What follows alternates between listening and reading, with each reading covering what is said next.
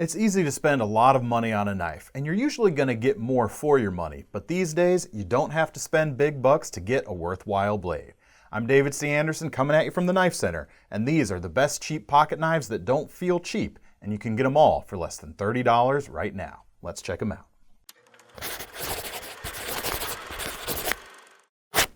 If you're really on a budget, or you're looking for an inexpensive gift, or if you're looking for something that you can seriously abuse and treat rough without feeling guilty, then there are a lot of good options out there that won't break the bank. There are, of course, plenty of classic standbys like Swiss Army knives or case pocket knives, and they definitely make great quality pieces that don't cost a lot, but today we're going to focus on a more modern style of knife. Everything we'll show you today features a locking mechanism for safety and one-hand opening for more convenience in this fast-paced world. It can be hard to wade through all the options out there and know that you're getting something that's worth it. After all, you want an inexpensive knife, but you don't want a cheap one. And that's where we come in. We're familiar with just about everything out on the market today, and these are some of the best budget options out there, covering a range of different uses, all for less than $3 $10 bills. We're going to start with a couple of smaller knives. Now these are unassuming designs that are socially acceptable and easiest to carry. The first is the CRKT Drifter, a small classy knife that would be a great gentleman's knife. It wouldn't look out of place in an office or even when you need to dress a little bit nicer. The blade itself is under 3 inches long, so if you have a limit placed on you regarding blade length, this is a good length for most places. And honestly, even if you don't, this is just about all that's needed for light to medium duty everyday carry. We get a versatile drop point shape that uses HCR14 MOV stainless steel. And the HCR family of steel is going to be pretty common at this price point. And if you stick with reputable brands like these, they all do a good job of heat treating the blades well so that they're going to perform capably. There's a little bit of recurve to the blade on the Drifter, which actually maximizes the amount of sharpened edge you get while still coming in under 3 inches. Dual thumb studs make it easy to open with one hand for both left and right-handers. The handles themselves are stainless steel, and they feature an integral frame lock, which uses part of the handle itself to lock the blade open, although there is a version with black G10 handle scales and a locking liner as well. The stainless option, however, is especially nice because of how classy it looks, and as a bonus, it makes a great gift because you can easily engrave the front of it. As far as ease of carry, this is a very slim handle design, so it slips into the pocket quite easily, and we have a nice pocket clip that holds it in a tip-down configuration that holds it very securely. Next up is the Zancudo, designed by Mike Perrin and Jeff Randall of SC Knives. This is another 3-inch drop point blade, frame locking folder, but it has a much different aesthetic than the Drifter, putting function ahead of form for a knife that's ready to get down and dirty. The blade is AUS-8 stainless steel, which is compositionally very similar to HCR steels, but is thought of as being a little bit more desirable. We have a stone-washed finish on the blade, which is great for a working knife. This tumbled finish means that scratches aren't going to show up as readily, so you're not going to be afraid to use this knife. Although if you prefer a black-coated blade, that is also available with the Zancudo. The thumb studs on this knife work very well and make it easy to open, and you can even flick them open pretty easily if you want to. That's thanks to well-tuned action and bronze washers in the pivot that help keep the friction down. The G10 on the front of this knife does bear a light texturing, and it gives you pretty good traction. Combine that with the handle shape of this knife and it does a good job of fitting very perfectly into the hand, very secure. There's different handle colors available as well, including this black here, but you can also get it in coyote, desert tan, olive drab, orange, or even carbon fiber, although the price does start to creep up above $30 on some of those models. The pocket clip on this knife has 2 positions. You can carry it either tip up or tip down with right side carry. And we have a similar stonewash finish to the frame that's going to help it hold up well and tie into the blade very nicely. Next is another moderately sized offering, but this one has some of the best blade action in this price range thanks to its speed-safe assisted opening mechanism.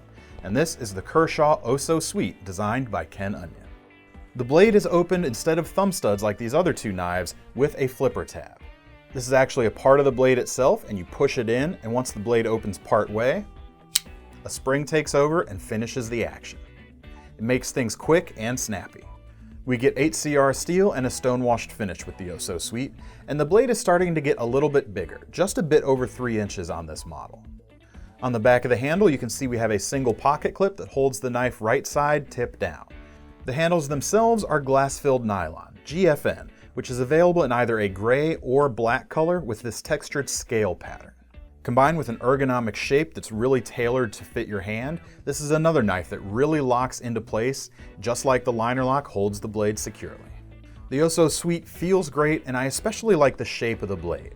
This slender drop point is ideal for things like opening letters, getting into packages or boxes. It's just a great daily companion. The next knife is another one from Kershaw, the Roeve, and it's a little bit bigger. It has a broader 3.3-inch blade and a bigger handle. It's a good size for a work knife. It has the grip and the edge to tackle slightly bigger jobs than the previous knives could handle. Just like the OhSoSweet, we get HCR steel, a liner lock, and that same great flipper-actuated, speed-safe assisted opening action. The blade itself follows the graceful lines of the GFN handle, and the continuously curved edge is ready to rock long slicing cuts with ease. We also see a deep swedge along the spine of this knife, and that makes the cutting cross-section of the knife more efficient and streamlined. It helps it to cut through material even more easily. The curve of the handle fits the natural shape of the hand, and the flipper tab forms a nice finger guard when open for a nice bit of added safety. The knife also comes with a deep carry pocket clip, which helps the knife to stay almost completely out of sight until you pull it out to use it. The clip is also reversible, holds the knife in a tip-up fashion from either side of the handle, so you can carry it on your right or left pocket very easily. Now, most things in our under $30 price range are necessarily imported knives, but there are a few worthwhile American-made products that are still competitive while coming in under budget, and I'm going to show you two from Buck Knives. The first is the Bantam, a solid workhorse featuring a lockback mechanism that holds the blade in place, and it's easy to operate no matter which hand you use. The Bantam is available in several different sizes too. I've got the 3 5/8 inch version right here, but it also comes in a 3 1/8 version and a 2 3/4 inch bladed version. The steel itself is American 420HC stainless, and Buck is known for getting a ton of performance from this steel thanks to a proprietary heat treat protocol developed by Paul Boss.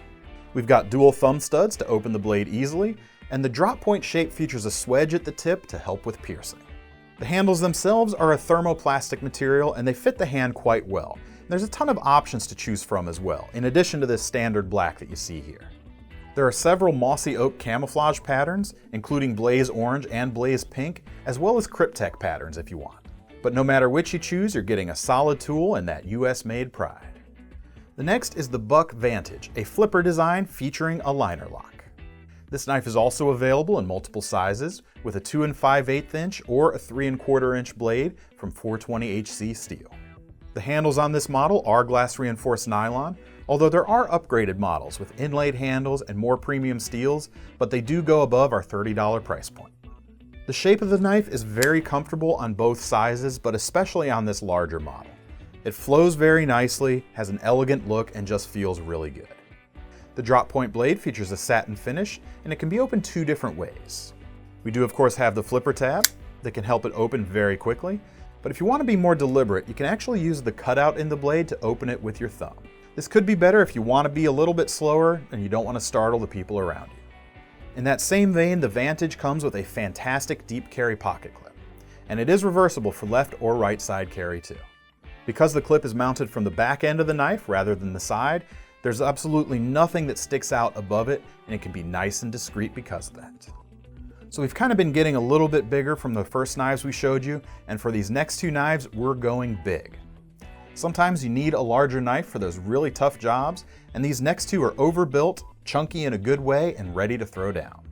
The first is the Bar Mule 2 Heavy Duty Folder, featuring kind of an updated tactical evolution of classic lockback folders. The blade is a full 4 inches long, made from 420 stainless steel. It's easy to open with dual thumb studs, and you can get it in this clip point shape you see here, as well as a tanto profile if you want to really lean into that tactical vibe. You can get them with a plain edge, but they're also available with partial serrations. This is going to come in handy when you're cutting rope, rubber hose, pallet straps, and the like.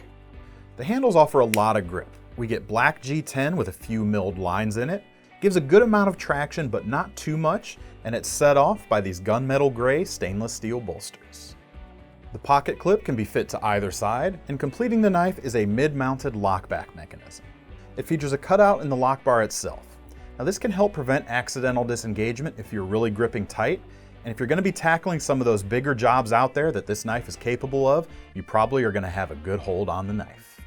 Next is the CRKT Crawford Casper Folder. Built extremely well, just as ready for hard work, and even more ready for combat roles. The oversized Zytel handles provide a large grip with a shape that's designed for easy retention. In addition to the liner lock, this knife also comes with a secondary lock. Manually operated, it provides an extra layer of added safety and peace of mind. The blade itself is 3 3/4 of an inch long. It opens with thumb studs and uses 8CR stainless steel. It's capable of getting a lot of work done, and with a long swedge along the spine and an acute point, it excels at penetration when you need it to. You can also get this knife with several different handle colors, including black, tan, or green, and several blade finishes as well. Not just the satin you see here, but also black and even desert tan. It's also available with a plain edge or partially serrated. You match it up to the work you see yourself doing with this knife and you can't lose.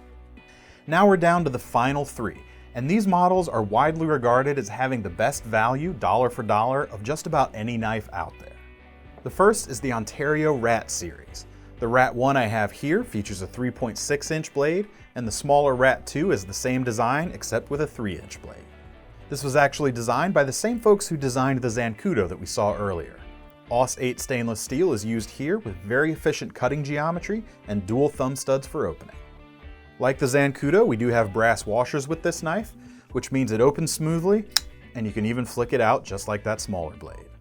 The handles themselves are made with nylon with a subtle texture on the surface, and it has an integrated liner lock. We have different color options, again similar to what we see with the Zancudo, and satin or black coated blades for that matter too. On the Rat 1, the handle is nice and roomy, plenty of length for my bigger hands, but you can also choke up on the blade thanks to the wide ricasso here, letting you get finer control over the edge. The pocket clip on the Rat 1 also has the most versatility that we've seen so far. It is a 4-position clip, which means you can carry it tip up or tip down on either side with ease.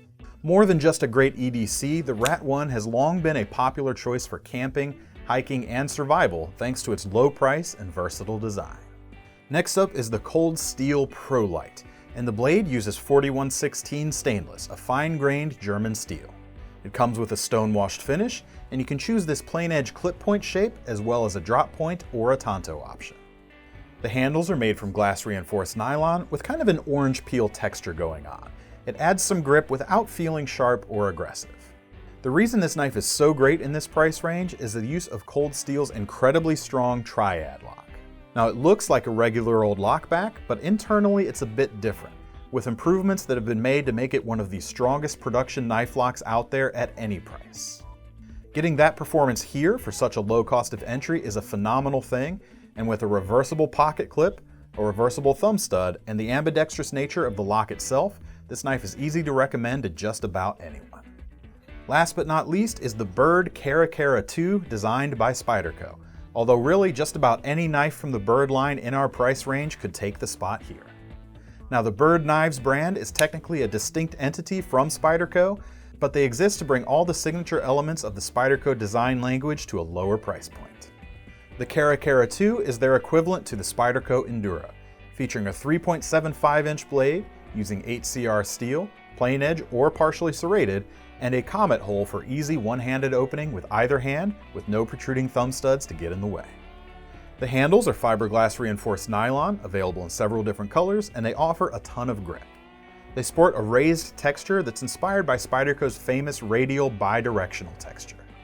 It's designed to provide positive retention both forward and back, helping you to keep a truly solid grip on the knife in just about any conditions.